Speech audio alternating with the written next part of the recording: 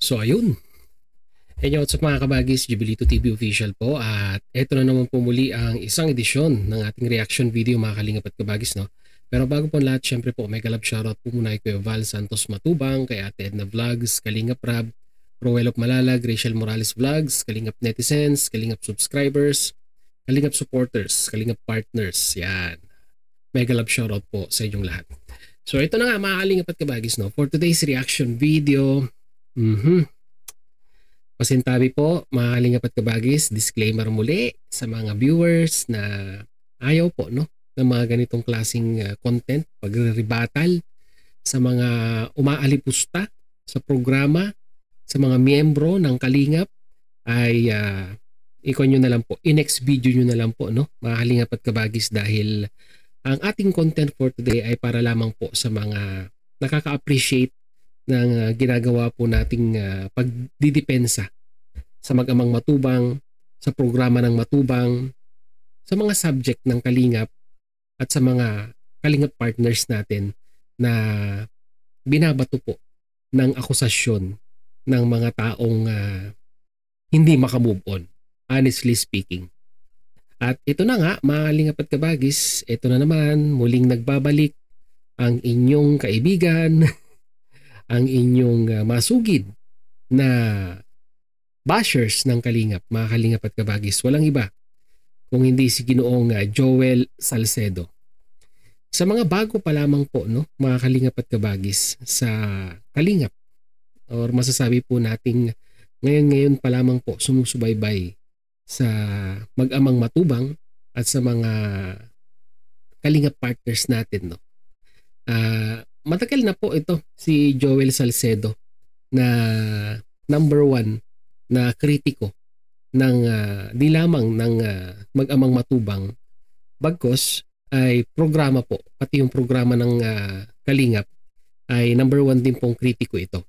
Actually matagal na naglaylo itong si Ginoong Salcedo at ngayon na lamang po muling nabuhay nang ma-mention po ni Kuya Val Santos Matubang ang kanyang pangalan dito po sa kanyang live streaming na di umano ay si Joel ay nag-i-sponsor kay Brother Jose. So dito mga kalingap at kabagis, no, ay muli pong nabuhay si Ginoong Salcedo at muli pong nagbigay ng kanyang reaksyon, interpretasyon sa mga kanyang sariling pananaw dito po sa mag-amang Matubang, sa mga issue sa Kalingap and sa programa ng Kalingap. Mga kalingap at kabagis, no, sa mga lumang Kalingap netizens, alam ko po, kilala nyo po si Ginoong Joel Salcedo. Pero kagaya ng sinabi ko kanina, sa mga bago pa lamang po, si Joel Salcedo po ay isa sa mga naging sponsor po dati yan ni Kuya Val Santos Matubang, no. At to be specific, sa pamilya po nila Lola Ligaya, yung lola po ni Jimel, mga kalingap at kabagis, na ngayon po ay nasa poder ni Kalingap Rab. At maganda na po ang buhay ni Jimel, no. Nakagraduate na ng elementary at ngayon po papasukin niyo na po ang kanyang journey bilang isang binatilyo sa junior high school.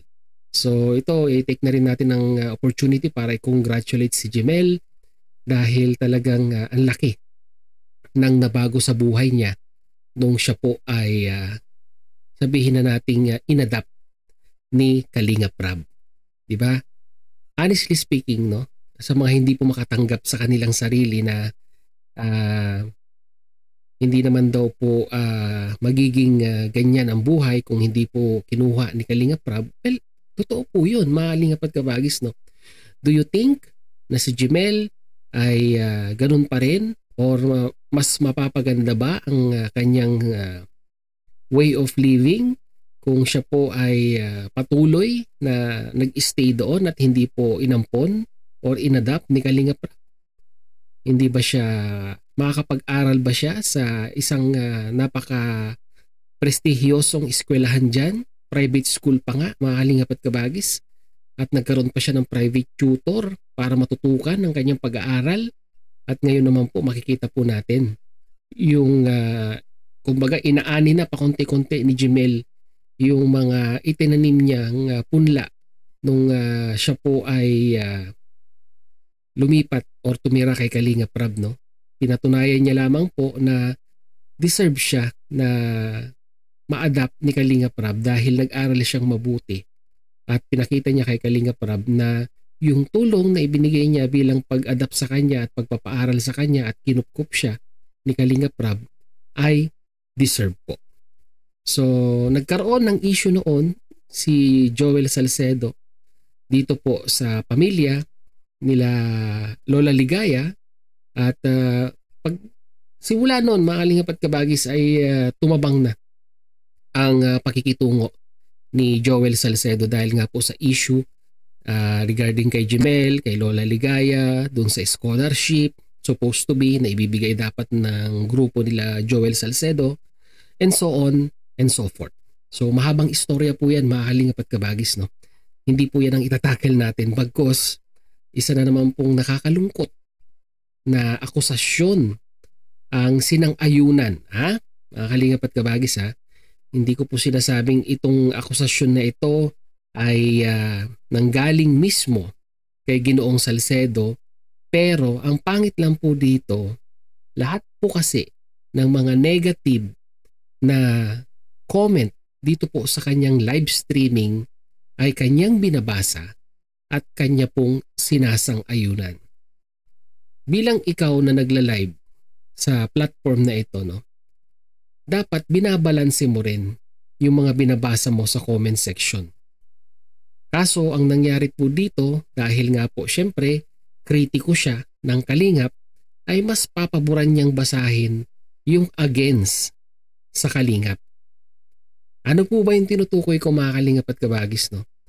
Ito po ay patungkol sa Kalingap Prab, kay Kalingap Prab, na kung saan yung programa niya sa mga Kalingap Angels natin ay binibigyan niya ng kulay or binigyan ng kulay ng isang commentator sa kanyang live streaming, and at the same time ay parang kung titignan po natin ay parang natutuwa pa siya or parang sinusuportahan niya yung comment na iyon nung commentator at that time na nagko-conduct po siya ng live streaming.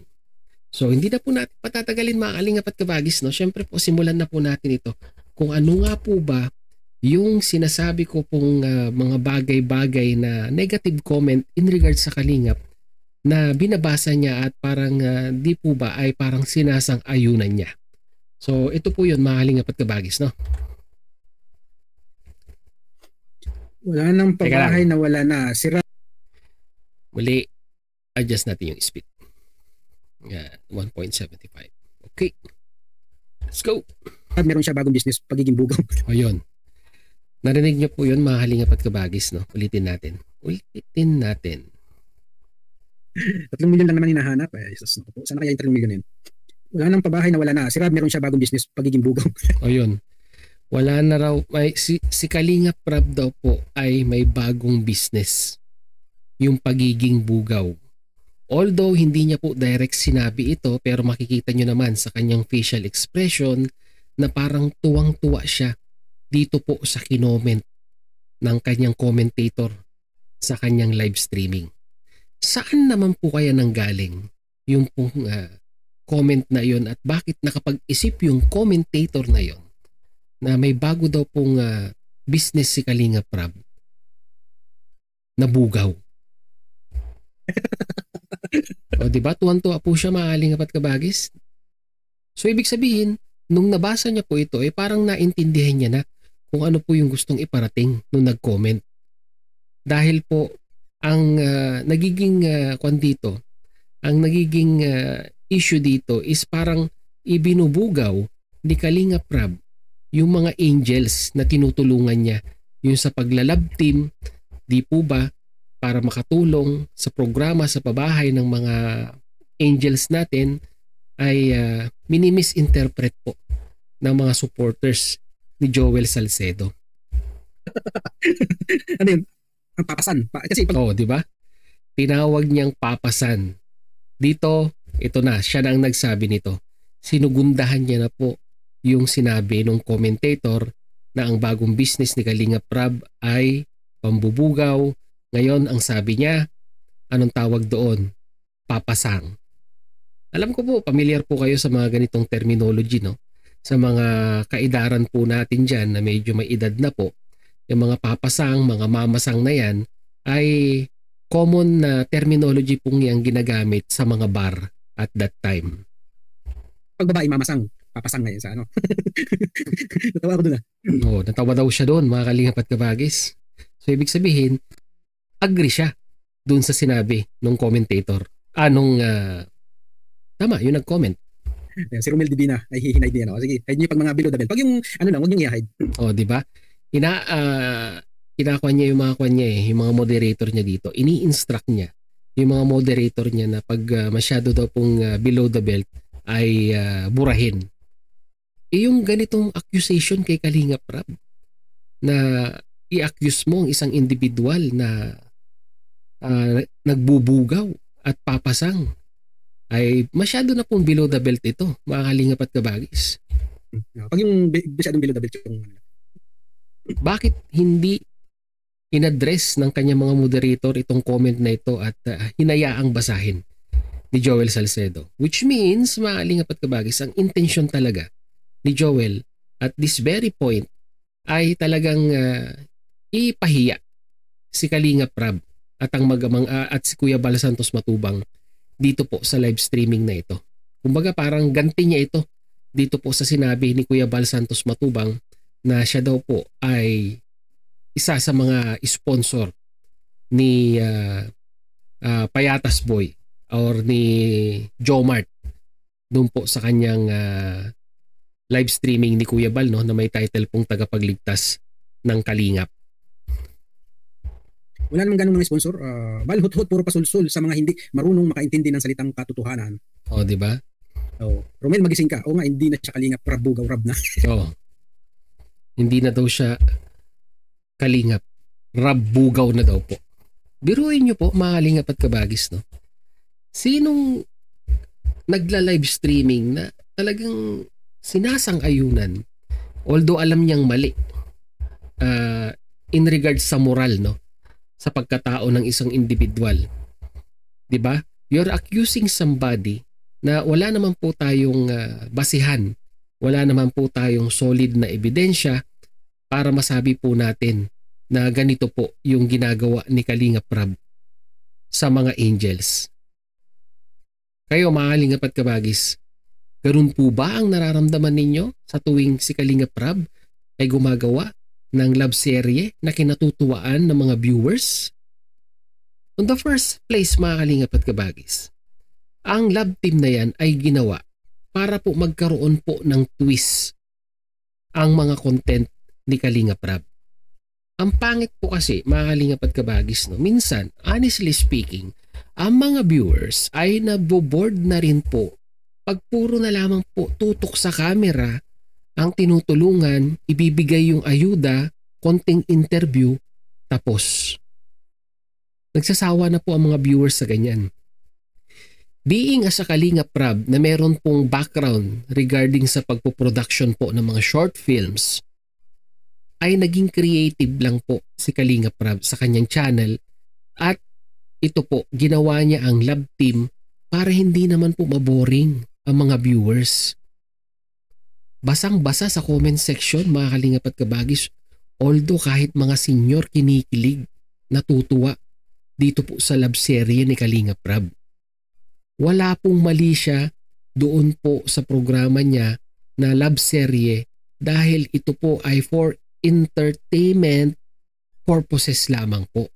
And at the same time, syempre po pag ang viewers na i-entertain, yung retention or yung tagal ng panunood ng isang viewer sa isang upload ni Kalingap Rab ay tumatagal, ang recommendation ay tumataas at pag tumaas po ang recommendation, ibig pong sabihin mas marami po ang makakapanood, mas tataas ang views, mas lalaki ang revenue, mas malaki ang maitutulong dito po sa mga angels na tinutulungan po sa programa ng Kalingap.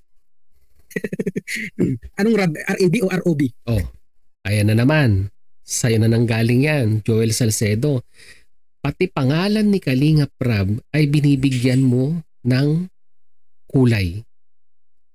'Di ba? Anong gusto mong bigyan ng punto dito sa RAB tsaka sa ROB? Yung ROB ba, Rab, ibig sabihin magnanakaw? Tanong lang naman po, Ginoong Salcedo, no? Parang ngayon pinapalabas mo, bugaw na si Kalingap Rab, magnanakaw pa. Di po ba? Tama ako o mali? Sorry. Ayan, bukas ka na balik, Romel, hinintay ka na ng Pinoy. Wala siyang karapatan para hanapin ang 3 milyon. Wala siyang ambag. Kaya nga, wala ka namang ambag doon. Rab, bakit mo hahanapin? At bakit? Yung po kasi, nung nag-live si Kalingap Rab regarding nga po dito sa, alam naman po natin, ini-sponsoran si Jemel noon at meron daw po silang pondo, scholarship program kay Jemel na worth 3 million pag siya po ay nag-college na. Ayan po yung kanila noon eh. Ayan po yung ibinibida ng kanilang grupo at that time para po masabi na talagang ang bango-bango ng kanilang grupo na handang bigyan ng scholarship si Jemel worth 3 million pesos. Pero hindi po yan kinagat nila Kalingap Rab. Dahil alam naman po natin at that time ay talagang sunod-sunod na ang isyong kinapapalooban ng grupo nila Joel Salcedo, hindi po worth it, 'di ba? Na tanggapin ang ganyang klaseng offer kahit 3 million pa yan. Kung ang kapalit naman ay samot-sari at walang katapusang gulo at issue. Di po ba, mga Kalingap at Kabagis? Pagpatuloy natin. At ibibigay naman at para doon kay Jemel. Di kami na yung magtatago. Kasi at that time, nung nag-live si Kalingap Rab, it is just a figure of speech na nabanggit niya kasi nga may nag-comment sa kanyang live streaming at naalala niya, nasa na nga pala yung 3 milyon. O di ba? Parang pabirong sinabi ni Kalingap Rab na kahit certain amount lamang po ay ibigay at ginagarantiya niya daw po na ilalagay niya parang trust fund kay Jemel para po siya kanyang pag-aaral. Although hindi naman po kailangan ni Kalingap Rab yun, mga Kalingap at Kabagis, no? Hanggang koleyo naniniwala po ako kayang pagtapusin ni Kalingap Rab ito pong si Jemel. Meaning to say, nakasecure na po ang future ni Jemel kay Kalingap Rab. Para kay Jemel. Kasi pag dating ng 18 naman ni Jemel ano na yan, makapag-decide na yan para sa sarili niya kung yan ay mananatili pa rin sa iyo o hindi. Kung ito bang si Jemel ay nag-stay kila Lola Ligaya, na experience ba ni Jemel ang makapag-aral sa isang pribadong eskwelahan na masasabi po natin na talagang tinututukan ng staff ng eskwelahan na ito ang quality ng edukasyon na kanilang ibinibigay sa kanilang mga estudyante? May experience ba ni Jemel yung buhay na meron siya ngayon? Kung hihintayin niya pa yung trust fund or yung scholarship hanggang makapag-college siya, paano na lang kung hindi siya nagabayan ng maayos nung nandun siya kila Lola Ligaya? Do you think makakapag-aral siya ng maayos at mararating niya or makakatapos siya ng senior high school or junior high school kung walang maayos na gabay ng mga tao na nagmamahal sa kanya?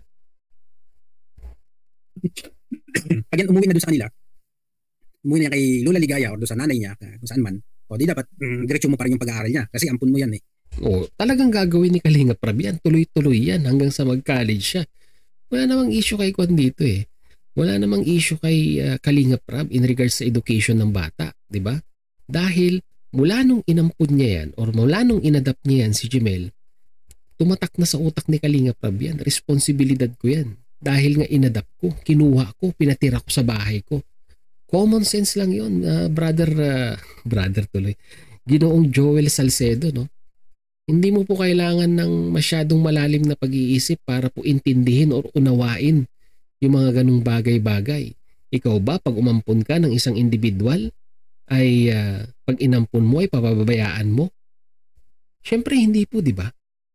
Aalagaan mo dahil inampun mo yan eh. Yung responsibilidad ay inako mo na. Ay, diba? Inampun mo yan. Kaya dapat ay tuloy-tuloy ang pag-graduate ng college. Pero sabi naman ni Brother Jose, ano naman walang mapapala si Jemel kay Rab sa pagiging father image. Di ba? Ayan. Naipasok niya na si Brother Jose dito. Sabi nga po sa live ni Kuya Bal, Triple J, di ba? Magkakasabwat, Triple J. Si Brother Jose, si Joel Salcedo, ayan, sama po natin si Jomart. Ayan po ang Triple J na sikat na ngayon na nambabalahura sa Mag-amang Matubang and at the same time sa programa ng Kalingap. Kasi wala siyang father image eh.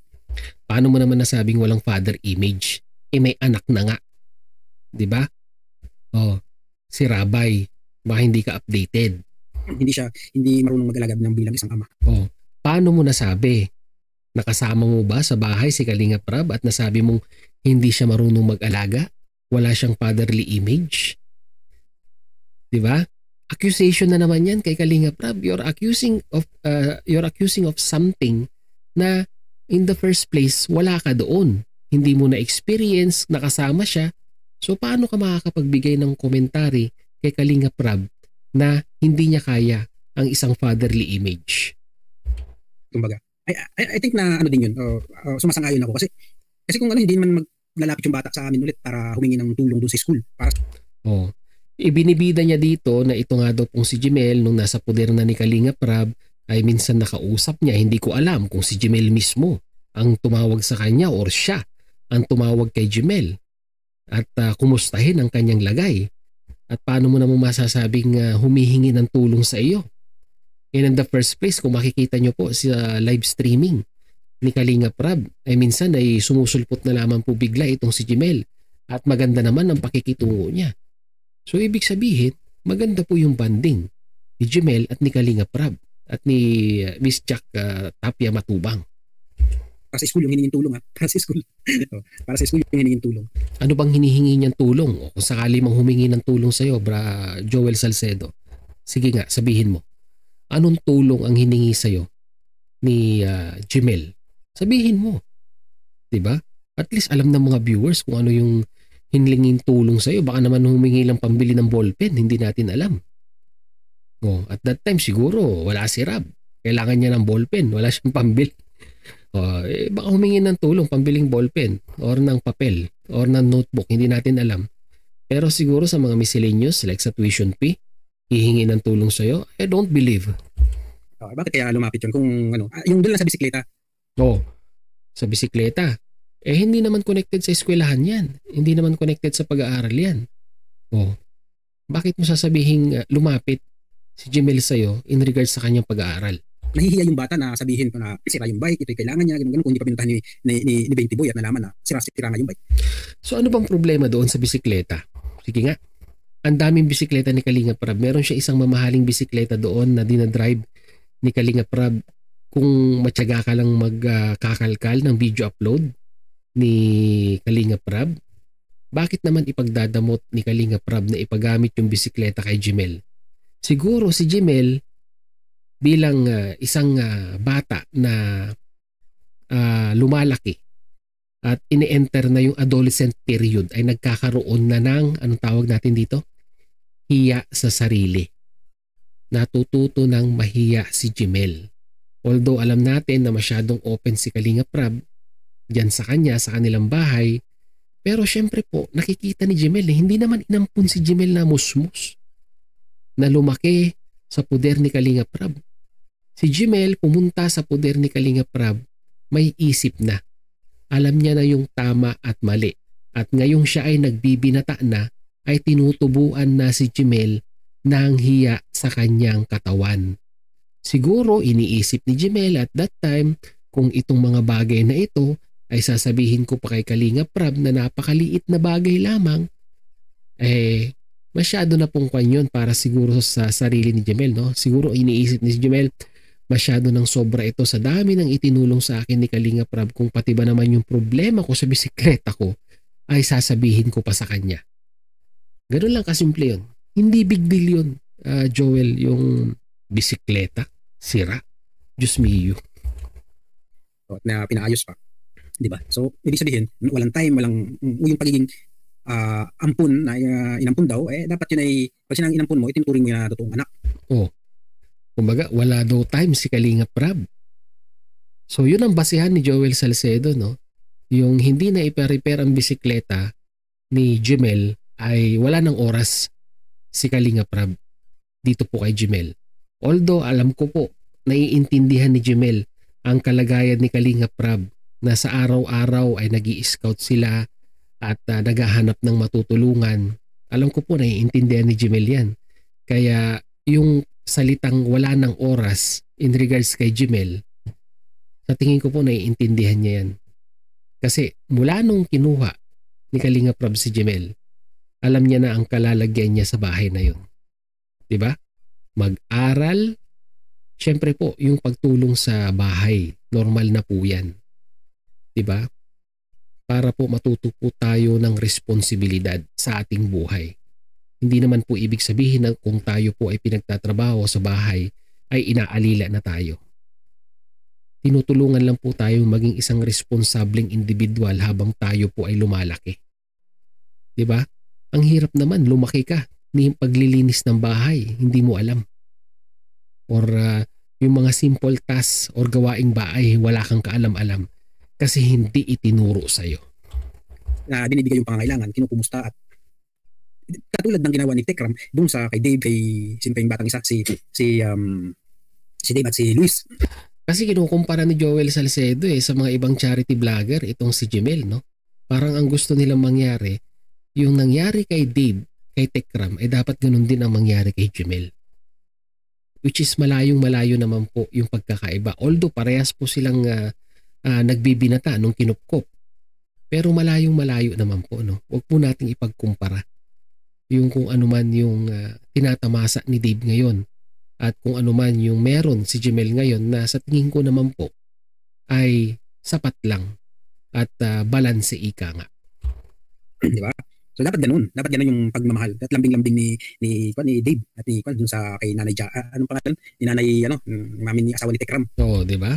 Halatang gusto niya ng comparison Diba? Dapat ay ganun So hindi nila alam ang educational plan. Bakit naghahanap sila? Hindi naman cash ang educational plan para ibigay sa kanila. Basa-basa.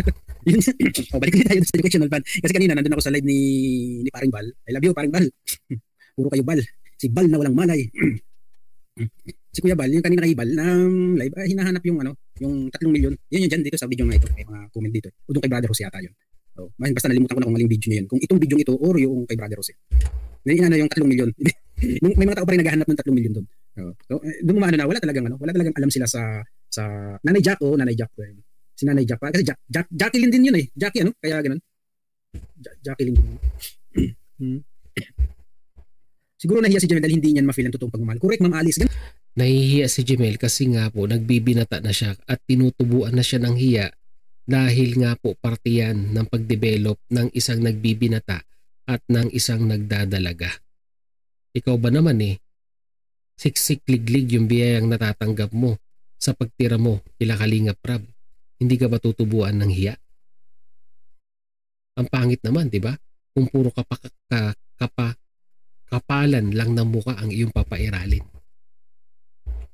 Ano yun sa tagal mo nang nakatira sa isang bahay at kasama ang isang tao, kapag open ka at yung open sila sa'yo at hindi ka mahihiya, walang mararamdamang hiya. Kasi ang feeling ko kasi doon magulang mo, tinutulong ng magulang o kapatid na very close kayo na hindi ka sa isang bagay na simple na kailangan mo, hindi ka mahihiya na magsabi. Ang tawag doon, Joel, respeto. Di ba? Respeto. Alam naman po natin, siguro ikinukumpara ni Joel Salcedo yung mga kabataan dyan saan ba siya? Nasaan ba siya? Sa Italia? Or nasa Espanya? Basta parting Europe na alam naman po natin na ang sistema ng kalakaran ng mga teenager dyan sa lugar na yan ay masyado pong open kumpara po dito po sa Pilipinas na nasa on pa rin po tayo, no? Nasa sensitive type ika nga, no? So wag po tayo magkumpara, mga kalingap at kabagis, no?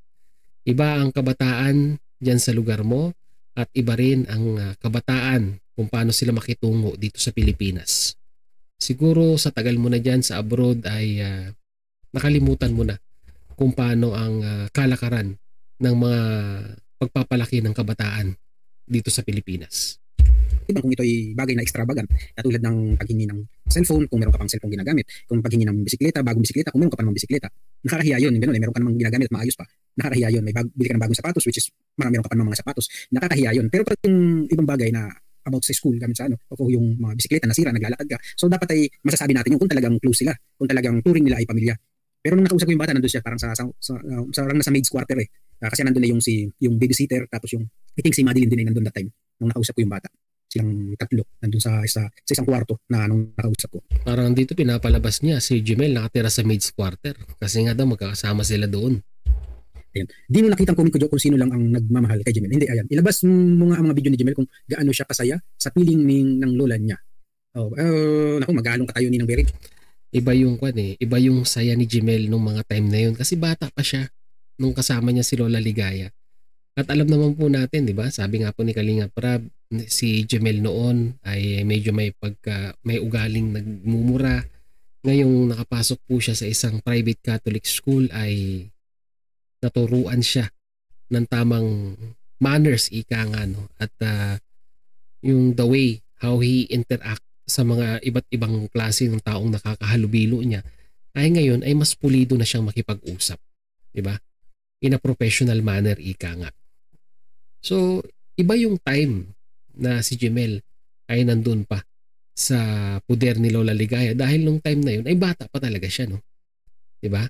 Pero ngayon binata na, ay malayong-malayo na po talaga ang diferensya. Dapat iyan ko yun. Ihanda ko sa sunod. Malambing din si Jemel sa taong gusto niya pero pag ayaw din niya, di siya naglalambing. I don't think naglalambingan yung mga yun. Ginailang nila si Tekram na inampun si Dave. Akala nila pag inampun nila si Jemel, sasama ang sponsor. Bakit? In-expect ba ni Kalinga Prab na pag inampun niya si Jemel or inadapt niya si Jemel ay mag-i-expect siya ng mga sponsor na tutulong sa kanya? I don't think so, Joel Salcedo. Dahil nung inampon ni Kalinga Prab yang si Jemel, ay bibihira po akong nakarinig na pinapaako niya or wala akong narinig na pinapaako niya sa iba yung responsibilidad na kinuha niya nung inadapt niya po itong batang ito. Yeah. Di natin nagkita yung mga yan dahil nagsisikap si Kirab mga mag-director sa lab team. Yeah, ito na naman tayo. Sa pagdidirect ano. Yung din ang sabi ni Jemel, si Kuya Brooks lang daw ang nagmamahal sa kanya. Si Kuya sige nga, ilabas nyo yung video na sinabi ni Jemel na si Kuya Brooks lang ang nagmamahal sa kanya. Brooks, tingnan mo, no? Wala talaga.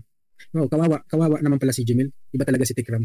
Kawawa daw talaga si Jemel. Kawawa naman. Well, anyhow mga kalingap at kabagis, no? Gawa natin ang part 2 to dahil medyo napahaba na. At ito ay pahapyaw pa lamang po, no? Sa mga nagiging susunod pang rebuttal nitong Triple J na ito. At iisa-isahin natin at hihimay-himayin natin ang kanilang mga opinion, rebuttal dito po sa mag-amang matubang. Kung nakikita naman po natin na may butas or justifiable na i-rebuttal ang kanilang mga accusation, gagawan po natin ng reaction video ito mga kalingap at kabagis, no? At least ang mga viewers ay